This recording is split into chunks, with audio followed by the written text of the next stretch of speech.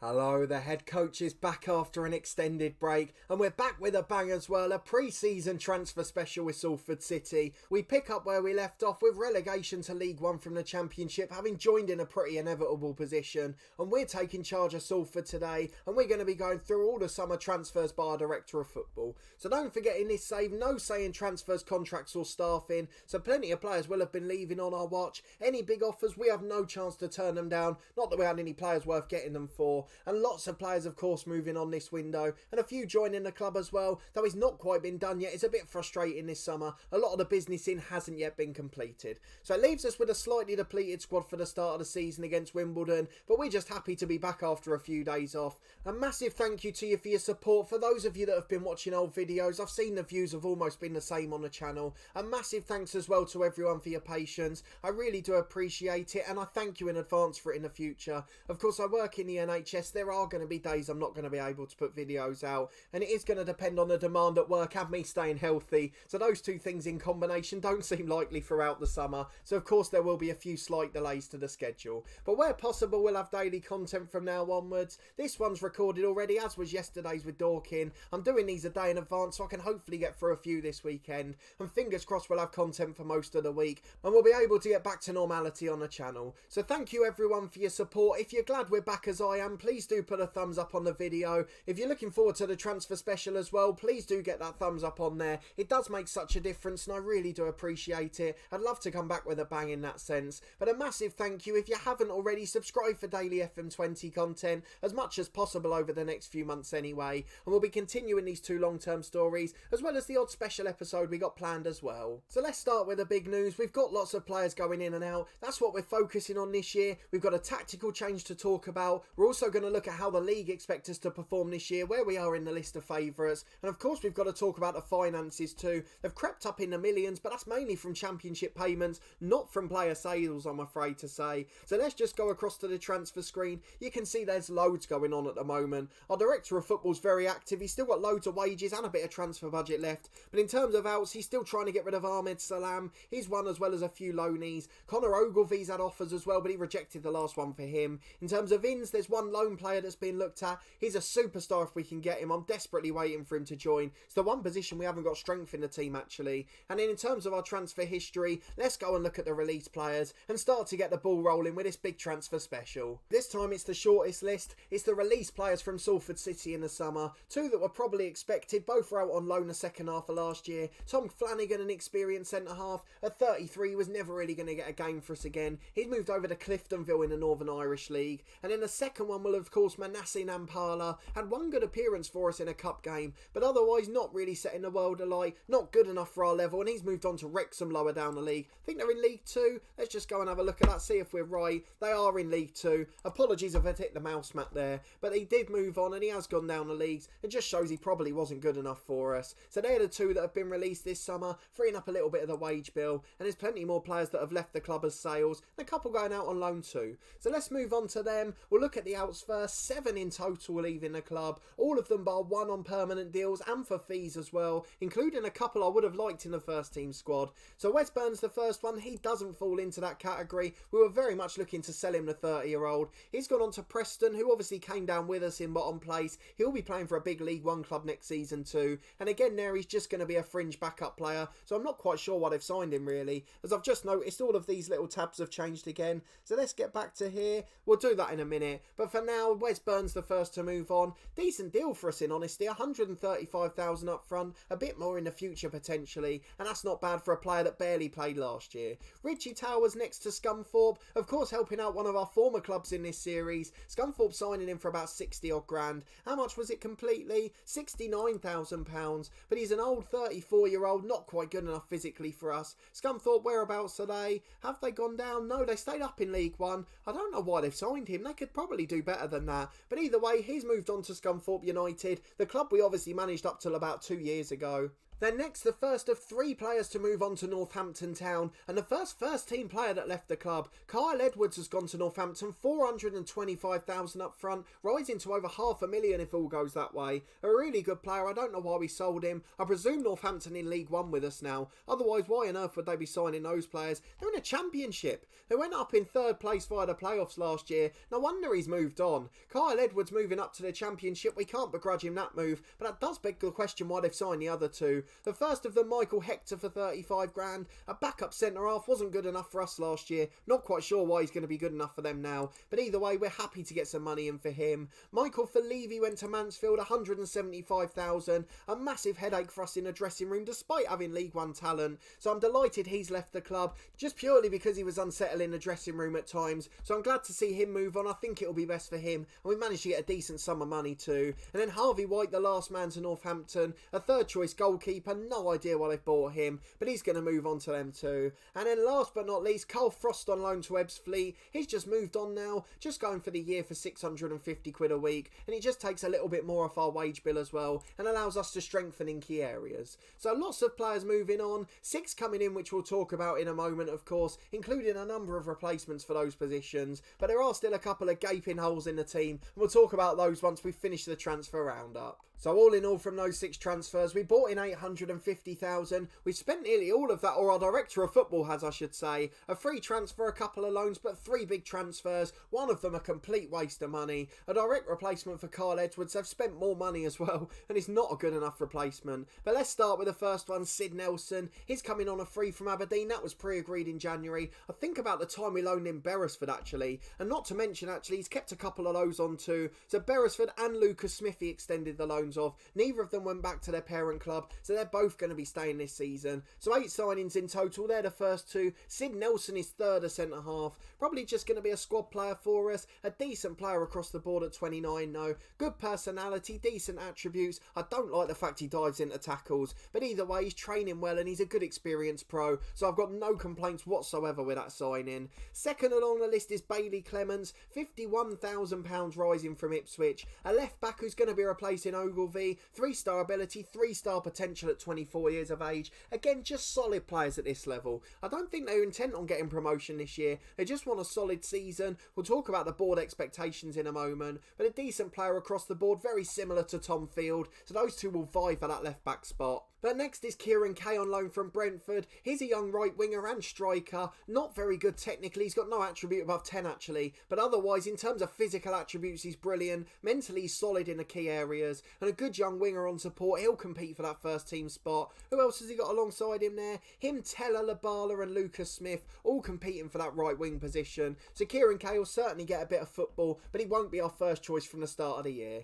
Then moving on, we've got George Grant next. Now this is the one that annoyed me. £450,000 for a 30-year-old. He's a good player. He's a brilliant free kick taker. We had him at Luton Town a few years back. He's been at Lincoln ever since in his series. 6 years he spent at the club. But he is not good enough to replace Kyle Edwards. He's not good enough to warrant £500,000. So why we've signed him for that much, I don't know. He will be our first choice left winger. He's a good enough player for League One standard. But I resent the fact we spent nearly our whole budget on him. £4,500 a week, so let's hope he makes an impact. A 3-year deal for a 30-year-old, is that sensible either? Chris Casper's got a lot to answer for in this one, but he should be a good enough player cutting in from the left, so let's just hope he can do a solid job for us. If he leads us to promotion, then he'll certainly be forgiven, but I've got a feeling that won't happen with him. And then next is a bit of a puzzling one as well. Adam Randell, the £79,000 from Plymouth Argyle, a backup holding and central midfielder, 2.5 ability, 3.5 potential, 2-footed, a few good player traits there, long range passing's pretty good too,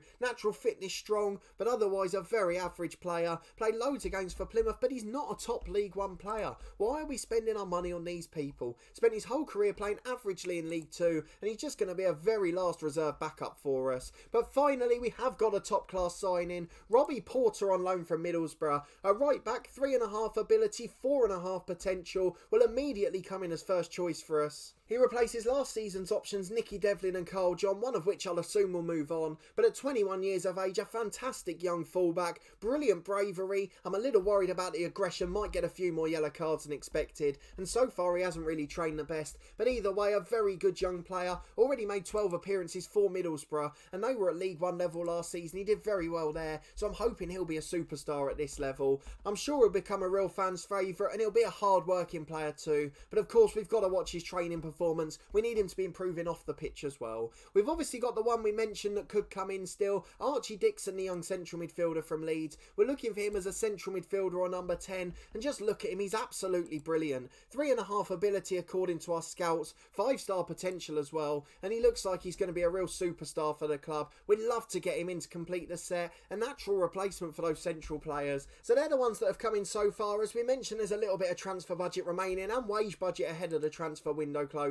We've got till the end of month now, we're back down in League One, so 3 or 4 weeks yet for Casper to do his work, but in the meantime we've got a lot of tough games at this level and we need to have a squad that can compete. So fingers crossed Archie Dixon will join. We're the only club after him, so hopefully that'll be the case. But let's finish off by looking at our tactics, dynamics, and see where we're expected to finish this year. So dynamics wise, everything's looking decent with the exception of one. Team cohesion is average at the moment. We've changed shape, we've got a lot of new players. We probably expect that, to be honest. Jacob Horgard, the keeper's unhappy. Ahmed Salam's concerned, but he's going to be moving on in the next week, we'd imagine. He's just waiting for his work permit. He's already had his deal accepted, so I'd expect him to be at Melbourne in a week's time. If you're wondering in real life as well, the Aussie Leagues is still going on BT Sport, so get your alarm set in the morning. There is some live football on TV. Zach Brown's still asking to leave. I don't want him to go, he's a good player, but he is starting to unsettle the dressing room a bit, so he may be one that leaves the club too. But otherwise, things looking decent in the squad at the moment, so no real complaints in that regard. In club vision, we've got an expectation for this year, and it's only to reach the playoffs, to be honest. I was expecting a bit more than that. It was even top half at first. I had to post it up a bit. We've got to reach the 3rd round of the FA Cup though. That'll be a bit harder.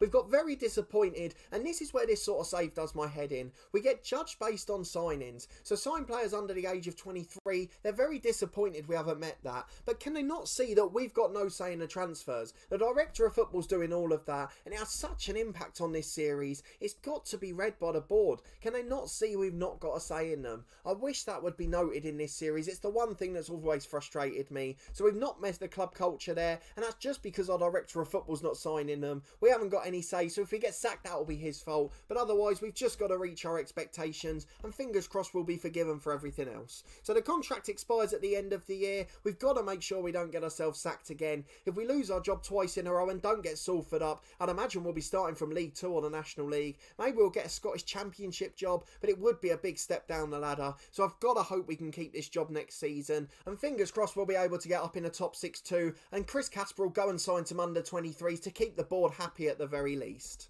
Moving on though, there's one big thing we've got left to talk about, and that is our new tactic for the season. This is what we'll line up with in the next game in the next episode. So we've got Ryan Jack, who's transfer listed at the moment, really declining in central midfield, and that's the problem. We haven't really got any options in there with a midfield three, so we desperately need that Archie Dixon to join us. He'll immediately slot up into that position, then we'll have a really good squad for the season. Once the midfielders are fit, then Lucas Smith may well go up front. Potentially on the right wing we could put Kieran Kay in. We've also got the likes of Teller and Zach Brown as well, so there's plenty of options there. I'm just experimenting at the moment, and of course the new man George Grant fitting in on the left. But Beresford at centre half staying, that's a big bonus for us. He's a really good player, probably the best on paper at the club. 4-star ability, the only man to do that in our team, and really good after performing well last season. Played in the under 21 Euros as well. 5-star potential, a really good centre half, and at 19 he's electric quick as well, and got a fairly professional personality. Lucas Smith stays as well, a good 4-star striker, but he's not playing there today because of Chaplin's coming back to fitness,